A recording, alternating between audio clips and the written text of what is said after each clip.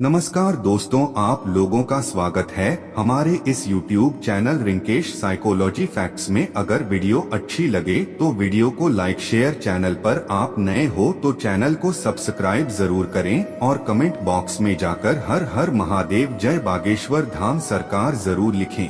दोस्तों, आप सभी लोग जानते हैं कि 13 अप्रैल 2024 को है चैत्र नवरात्रि का 5वां दिन।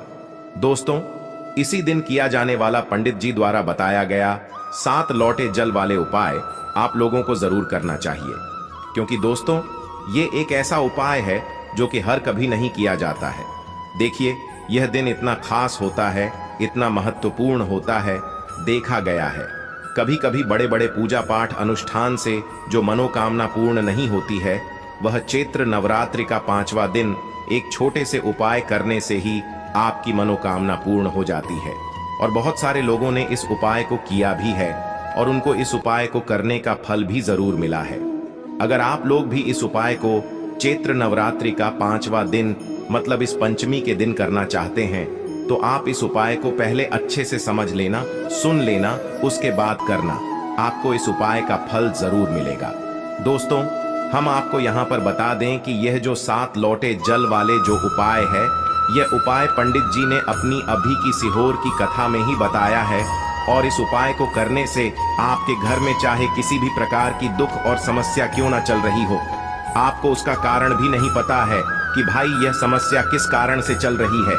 उसका कुछ भी कारण हो सकता है, जैसे पितृदोष हो सकता है, काल सर्प दोष हो सकता है, या किसी भी तरह का मंगल दोष भी हो सकता है।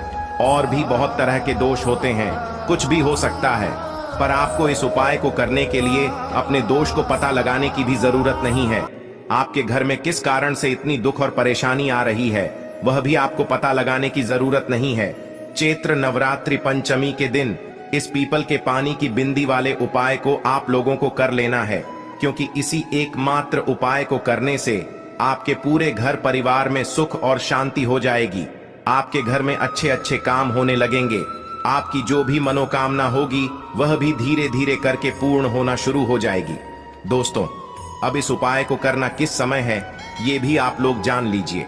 देखिए, इस 7 लोटे जल वाले उपाय को करने का जो समय है वो सीधी सी बात है, सुबह का समय है, प्रातः काल का समय है। वैसे दोस्तों, चैत्र नवरात्रि पंचमी के दिन का जो समय होता है, पूरे दिन मंदिर खुले रहते हैं। पूरे दिन आप लोग उपायों को भी कर सकते हो, इसमें कोई दिक्कत वाली बात नहीं है। जरूरी नहीं है आप इस उपाय को सुबह के समय ही करो। सुबह के समय किसी कारणवश अगर ना भी कर पाओ तो भाई सावत 8, 9, 10, 11, 12, 1, 2 बजे तक भी अगर आप उपाय को करोगे ना, तो भी आपको इस उपाय को करने का फल मिल जाएगा। क्योंकि चैत्र नवरात्रि पंचमी के दिन भगवान शिव जी पूरे दिन अपने मंदिर में बैठे रहते हैं कि कौन भक्त आएगा, कौन हमारे हमको प्रसन्न करेगा और हम कब उसकी मनोकामना पूर्ण करेंगे। दोस्तों, इस दिन भगवान शिव जी इतना कुछ प्रदान करते हैं जितने की हम कभी कल्पना भी नहीं कर सकते हैं। इसीलिए आप लोगों को इस मौके को तो अपने हाथ से नहीं जाने देना चाहिए। तो अब हम समझते हैं दोस्तों, यह 7 लौटे जल वाला उपाय आखिर आप लोगों को करना कैसे है। देखिए, विशेष रूप से कोशिश करना, इस उपाय को आप पंचमी के दिन सुबह सुबह कर लो। पर किसी कारणवश ना कर पाओ तो फिर थोड़े लेट भी कर सकते हो, है ना। और पहली मुख्य कोशिश आपकी यही होनी चाहिए कि घर की जो माता बहन होती हैं, उनमें से कोई एक यह वाला उपाय करें। मतलब कि अगर माता बहन उपस्थित ना भी हो तो भाई उस स्थान पर फिर घर का कोई बड़ा जो पुरुष हो, भाई वह भी इस उपाय को कर सकता है। कोई दिक्कत वाली बात नहीं है। पर घर के सभी सदस्य को इस वाले उपाय को करने की जरूरत नहीं है। घर का कोई एक मुख्य सदस्य भी इस उपाय को करेगा तो इस उपाय को करने का फल उसके पूरे घर परिवार को जरूर मिल जाएगा। तो देखिए, 7 लोटे जल वाला उपाय है तो सीधी सी बात है कि इसमें हमें 7 लोटे जल की तो आवश्यकता पड़ेगी ही पड़ेगी। अब ये 7 लोटे जल हम लोगों को मिलेगा कहां से, हम लोगों को लेना कहां से, और इसके साथ में और कौन सी चीज है जो कि हमें उपाय में यहाँ पर काम आने वाली है। तो देखिए, सुबह के समय ही आप लोगों को जो है ये उपाय की तैयारी भी कर लेनी है ना। सबसे पहली चीज दोस्तों, इस उपाय में आप लोगों को 7 लोटे जल के साथ में एक बेलपत्र की भी आवश्यकता होगी। मात्र एक ही बेलपत्र की आवश्यकता होगी, इससे ज्यादा बेलपत्र की आवश्यकता नहीं होगी। अगर आपका यह प्रश्न आता है कि भाई हमारे पास बेलपत्र नहीं है तो क्या करें, इसका जवाब हम आपको वीडियो के एंड में देंगे, इसलिए वीडियो को पूरा ध्यान से जरूर सुनिए। तो देखिए, सबसे पहला काम आप लोगों का क्या रहेगा कि आपको यहाँ पर 7 लोटा जल तैयार करना है। यहीं पर आप लोगों के मन में बहुत सारे प्रश्न आएंगे कि ये 7 लोटा जल आखिर हम तैयार कैसे करेंगे, क्या हमें 7 लोटा जल अलग अलग लेकर जाना है या एक साथ लेकर जाना है। तो देखिए, आपको 7 लोटा अलग से लेकर जाने की कोई जरूरत नहीं है, आपको अपने साथ में बस एक बाल्टी रखनी है और जरूरी नहीं है कि यह वाला जो जल है यह आप अपने घर के परिंदे से ले, क्योंकि परिंदे में हो सकता है कि भाई इतना ज्यादा जल ना हो। अगर है आपके घर के परिंदे में इतना ज्यादा जल तो भाई आप अपने घर के परिंदे से ही जो है मतलब इस वाले जल को लें, इस वाले उपाय को करने के लिए। और अगर नहीं है तो फिर भाई आप किसी हैंडपंप से भी इस वाले जल को ले सकते हैं, या आपके घर में अगर कोई बोरिंग वगैरह है तो भी वहां से भी आप लोग इस जल को ले सकते हैं। तो इस 7 लौटे जल वाले उपाय को करने के लिए आप लोगों को जो 7 लोटा जल लेना है वो एक बाल्टी में भर लेना है, जिसके अंदर 7 लोटा जल आ जाए। आपको अपने साथ में रखना एक ही लोटा है, बस अपनी बाल्टी के अंदर उतना जल भर लेना है कि भाई उस बाल्टी के अंदर 7 लोटा जल आ जाए, है ना। तो भाई उस बाल्टी के अंदर या जो भी आपके पास पात्र हो जिसके अंदर 7 लोटा जल बन जाए, आपको अपने उस पात्र के अंदर जल भर लेना है। और चाहो अपने साथ में एक खाली लोटा रख लो, चाहो तो उसे भरकर भी रख सकते हो, पर खाली रखोगे तो भी दिक्कत वाली बात नहीं है, क्योंकि आप अपने साथ में जल लेकर जा रहे हो, है ना। तो अपने साथ में एक लोटा रख लेना और जो है 7 लोटा जल जिसके जिस पात्र के अंदर अभी आपने रखा है उसे तैयार करके रख लेना। इसके साथ में दोस्तों एक बिल पत्र आप लोगों को जरूर रख लेनी है। देखो, चैत्र नवरात्रि पंचमी के दिन रहेगा तो बेचने वाले आप लोगों को बहुत आसानी से मिल जाएंगे, इसलिए यह बहाना बिल्कुल भी नहीं चलेगा कि भाई बेलपत्र ना मिले तो क्या करें। हम आपको आखिरी में बताएंगे, पर कोशिश आप यही करना कि आप लोग पहले बेलपत्र ढूंढने की पूरी कोशिश कर लो, आपको बेलपत्र मिल जाए इस उपाय को करने के लिए। और चाहिए भी कितनी बेलपत्र, मात्र एक ही बेलपत्र चाहिए और ज्यादा नहीं चाहिए। तो एक बेलपत्र और अपना 7 लोटा जल तैयार करके आपको प्रातःकाल सुबह सुबह स्नान करके शुद्ध होकर शुद्धता का विशेष रूप से ध्यान रखना, उपाय को करते समय और पहुंच जाना। अपने घर के पास में जो भी शिव मंदिर हो, शिवालय हो, जहां पर शिवलिंग विराजित रहेगी तो शिव जी के मंदिर में भीड़ भी रहेगी, तो इसलिए कोशिश करना जल्दी से जल्दी उपाय कर लो ताकि मंदिर में भीड़ ना रहे और आप आराम से मनोर मतलब अच्छे से आनंदमय होकर जो है इस वाले उपाय को कर सको। तो भाई सबसे पहले तो आपको भगवान शिव जी के मंदिर के अंदर प्रवेश करना है, भगवान शिव जी के दर्शन करना है, उनसे निवेदन करना है, विनती करना है। और सबसे पहले जाकर दोस्तों आप लोगों को अपना यह वाला उपाय कर लेना है। जरूरी नहीं है कि भाई आप सिर्फ उपाय की सामग्री के लिए लेकर जाओ, आप अपने साथ में चैत्र नवरात्रि पंचमी के दिन जो भी आप भगवान शिव जी की पूजन अर्चना करना चाहते हो वो सारी सामग्रियां लेकर जा सकते हो। पर उपाय की जो सामग्री है, जो कि 7 लोटा जल और एक बेलपत्र, ये आप लोगों को अलग से ही लेकर जाना है। 7 लोटा ही लेकर नहीं जाना है, आपको मात्र 7 लोटा जल लेकर जाना है। कहने का मतलब ये है कि जिस पात्र के अंदर 7 लोटा जल बन जाए, आपको उस पात्र के अंदर एक साथ वह जल भरकर लेकर जाना है और अपने साथ में खाली लोटा भगवान शिव जी के मंदिर के अंदर लेकर पहुंच जाना है। आप भगवान के दर्शन कर लो, दर्शन करने के बाद शिव जी के शिवलिंग के पास में बैठ जाओ, क्योंकि उपाय को करने में थोड़ा सा समय लगेगा। शिवलिंग के सामने भी बैठ सकते हो या कहीं पर पास में भी बैठ सकते हो, पर पास में ही बैठना इस बात का आप लोग ध्यान रखना। तो सबसे पहला काम आप लोगों का क्या रहेगा वो ध्यान से सुनो। देखो, आप अपने साथ में 2 चीजें लेकर आए हो, एक बेलपत्र और 7 लोटा जल है ना, जिसमें से अभी हमें सबसे पहले जो काम पड़ेगा वो पड़ेगा।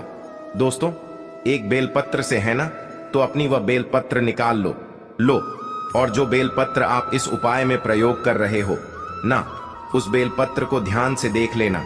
वो टूटी हुई कटी पीटी नहीं होनी चाहिए, बिल्कुल अच्छी वाली बेलपत्र होनी चाहिए, क्योंकि उपाय का फल भी आपको इतना अच्छा मिलेगा जिसकी आपने कभी कल्पना भी नहीं करी होगी, है ना। तो आपने एक बेलपत्र लेना है, उस बेलपत्र को सबसे पहले आपको माता अशोक सुंदर जी वाले स्थान पर चढ़ा देना है।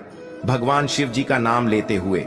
माता अशोक सुंदर जी का जो स्थान होता है वो जलाधारी के बिल्कुल बीचों बीच में होता है। मतलब शिवलिंग होती है, शिवलिंग की जलाधारी होती है। जलाधारी के बिल्कुल बीचों बीच का जो स्थान होता है ना, वो होता है माता अशोक सुंदरी जी का स्थान। कहां पर होता है माता अशोक सुंदरी जी का स्थान?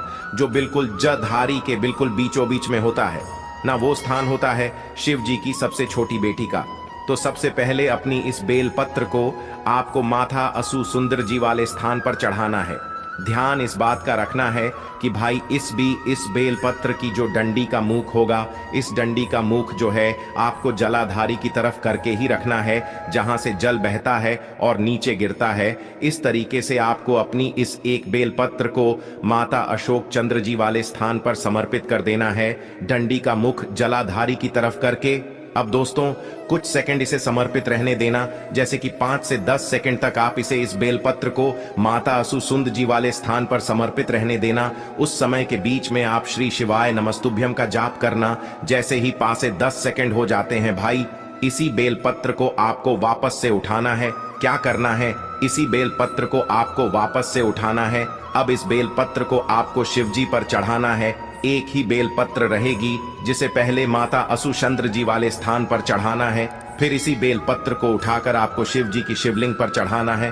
बस ध्यान इस बात का रखना है कि जब आप इस बेलपत्र को भगवान शिव जी की शिवलिंग के ऊपर चढ़ाओगे तो इस बेलपत्र की डंडी का मुख आपकी विपरीत दिशा में हो। मतलब कि इस बेलपत्र की बीच वाली बड़ी पत्ती का मुख आपकी तरफ हो। आप जिस तरफ से भी इस बेलपत्र को शिवलिंग पर चढ़ाना है उस तरफ हो, और डंडी का मुख आपके सामने जो भी दिशा हो उस दिशा में जो है आपको इस बेलपत्र की डंडी का मुख करके रखना है। बस ध्यान रखना, बीच वाली बड़ी पत्ती का मुख आपकी तरफ करके आप लोगों को इस बेलपत्र को शिव जी के शिवलिंग के ऊपर समर्पित कर देना है। जैसे ही इस बेलपत्र को शिव जी की शिवलिंग के ऊपर समर्पित कर देते हो, आप अपना वह पात्र अपने सामने रख लेना। जिस पात्र में आप 7 लौट जल लेकर आए हुए हो वो अपने सामने रख लेना, और अपना वह खाली लोटा या जो भी भरा लोटा एक लेकर आए हो, एक ही लोटा लेकर आना है, ज्यादा लेकर नहीं आना है। मात्र 7 लोटा जल की हमें आवश्यकता, 7 लोटे की आवश्यकता नहीं है। तो आपको अपना वह लोटा लेना है और अपनी उस बाल्टी में से, उस पात्र में से पहला लोटा जल भरना है। क्या करना है, पहला लोटा जल भरना है और उस पहले लोटे जल को आपको भगवान शिव जी की शिवलिंग के ऊपर एक धारा से धीरे धीरे करके चढ़ा देना है। उपाय को करने में जल्दबाजी बिल्कुल मत करना। ये बिल्कुल मत सोचना कि भाई 7 लोटा जल है तो बहुत समय लगेगा तो हम जल्दी जल्दी में चढ़ा दें। जैसे जल चढ़ाया जाता है एक धारा से धीरे धीरे करके भगवान शिव जी का नाम लेते हुए, श्री शिवाय नमस्तुभ्यम बोलते हुए, वैसे ही आप लोगों को हर लोटा जल को चढ़ाते जाना है।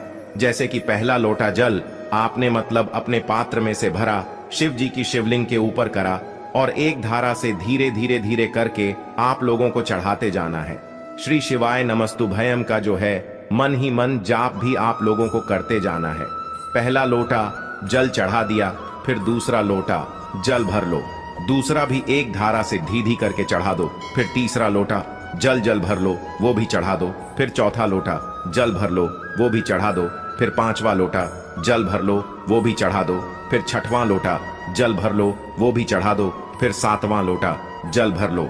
मतलब आखिरी वाला जो लोटा है उसको भर लो, और वो भी शिव जी की शिवलिंग के ऊपर एक धारा से धीरे धीरे करके श्री शिवाय नमस्तुभ्यम बोलकर आप लोग चढ़ा दो। जैसे ही आप लोगों के ये 7 लोटा जल चढ़ जाता है, अब आपके पात्र में जो भी बाकी बचा हुआ जल हो उसको चढ़ाने की जरूरत नहीं है।